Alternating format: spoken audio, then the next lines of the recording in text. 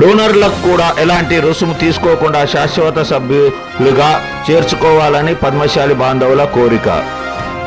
అఖిల పద్మశాలి సమాజం భీవండి యొక్క సంస్కృత భవన నిర్మాణానికి ఎంతో మంది పద్మశాలి బాంధవులు విరాళంగా ఎంతో డబ్బు ఇచ్చిన దాతలు ఉన్నారని, వారిని కూడా అఖిల పద్మశాలి సమాజంలో ఎలాంటి రుసుము తీసుకోకుండా శాశ్వత సభ్యులుగా చేర్చుకోవాలని, అలాగే సమాజంలో పురుషులకు 5,000, మహిళలకు 2,500 ఉన్న రుసుము అలాగే ఉంచాలని భీవండిలోని కొంతమంది పద్మశాలి బాంధవులు కోరుతూ అఖిల పద్మశాలి సమాజమైన అధ్యక్షుడు పొట్టబర్తి రామకృష్ణ మరియు ఇతర పదాధికారులకు వినతి పత్రం అందజేశారు.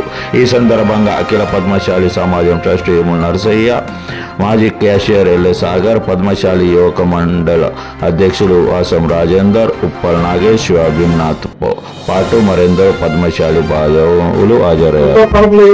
ఏదైతే అఖిల పద్మశాలి సమాజం శాశ్వత మెంబర్లను కాక మన భవనానికి నిర్మించిన డోనర్లను అందరం కలిసి కట్టుకథతో అందరం ఇచ్చినప్పుడు ఏదంటే మన అఖిల పద్మశాలి సమాజం శాశ్వత సభ సభ్యత 5,000 రూపాయలు ఉండే, లేడీస్ కు 2,500 ఉండే.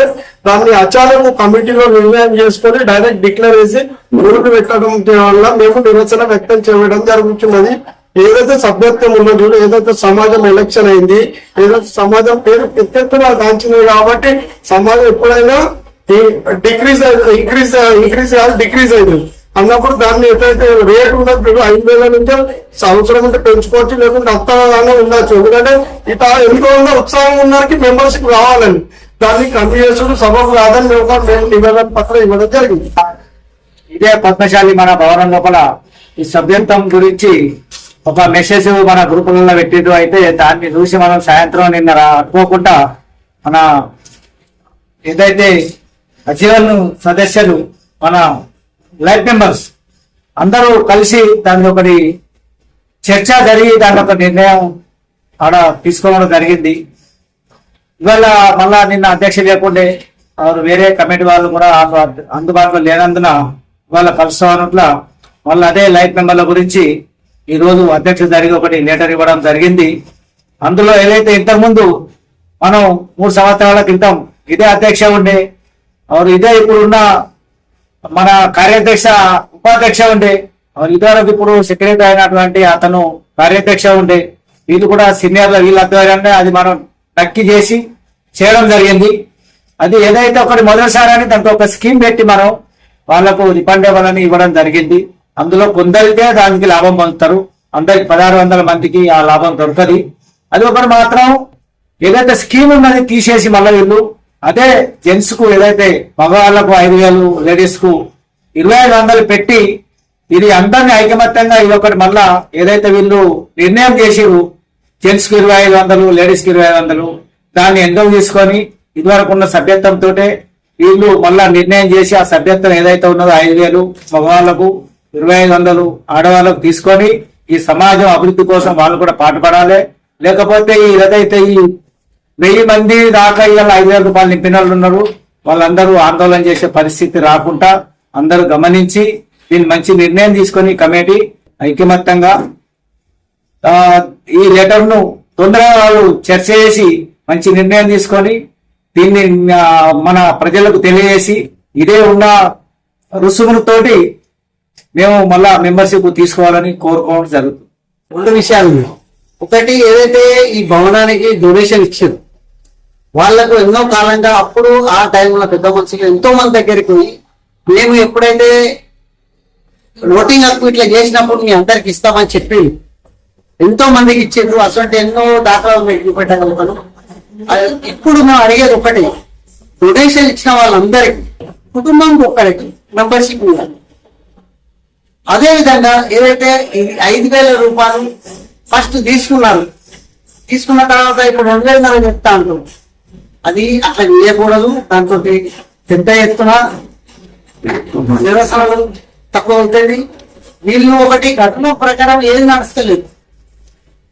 వీళ్ళు ఒకటి పాస్ అయినాక జనరల్ మీటింగ్ లో పాస్ చెప్తే చేసిన తర్వాత అందరికీ ఏర్పడుతున్నాయి, నిరసన కాకపోతుంది.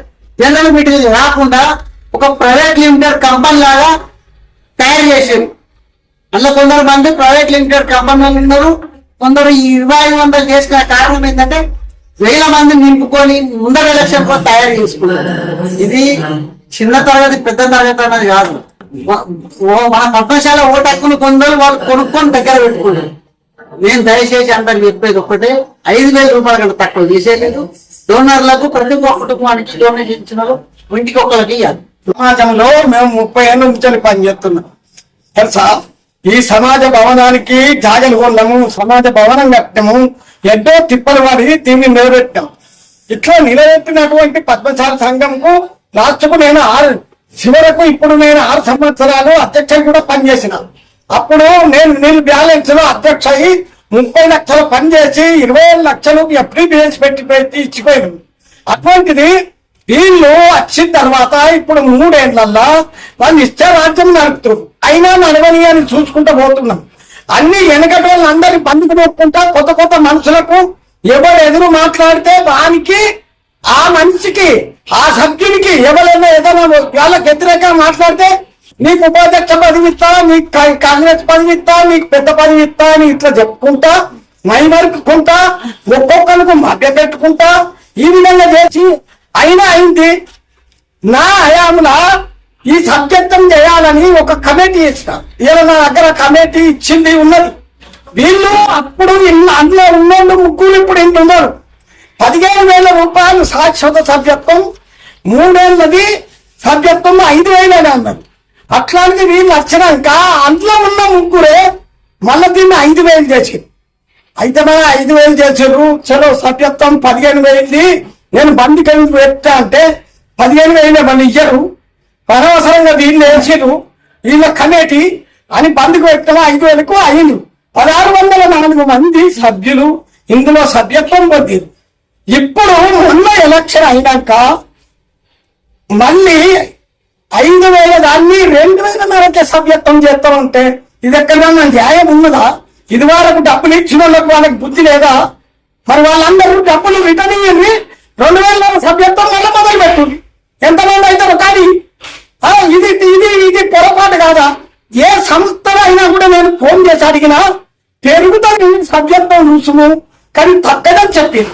కానీ వీళ్ళు ఈ 5,000 దాన్ని 2,000 అని చెప్తే ఇంకా మళ్ళా అదేంలో కూడా ఈ ఇంతకు ముందు జరిగిన సభ్యత్వంలో ఎవరైతే ఆయన బుక్ చేస్తాడో వారికి 5,000 రూపాయలు తక్కువ చేసింది. అది ఎందుకు తక్కువ చేయాలి? మరి 1,604 మందికి తక్కువ చేస్తావా నువ్వు చెప్పు? అది పొరపాటు కాదా? 120 మందికి ఇప్పటి వరకు మంచికి 5,000 తక్కువ చేసి సంస్థకు 6 లక్షల రూపాయలు నష్టం చేసింది. ఇదేనా పద్ధతి? ఇలా వాళ్ళది కమిటీ మెంబర్లు అంటాను. నేను కమిటీ నిర్ణయం తీసుకుంటే నువ్వు ఎక్కువ తీసుకోనుంటివి, తక్కువ ఎందుకు చేసేది? సభ్యత్వం చేయకపోయినా అంటున్నావా? మేము కాదు పెంచలేదనుకో, అదే 5,000 తీసుకో, అదే నేను తీసుకు 2,000 తీసుకో. ఇదెక్కడి పద్ధతి భయ్యా? ఎట్టి పరిస్థితిలో ఈ సభ్యత్వమును జరగడానికి వీలు లేదు. ఈ సభ్యత్వం జరగడానికి ఎట్టి పరిస్థితుల్లో మేము దీనికి సమ్మతి పలకము అని దీని గురించి ఎంతకాలము వ్యతిరేకం చేస్తాం.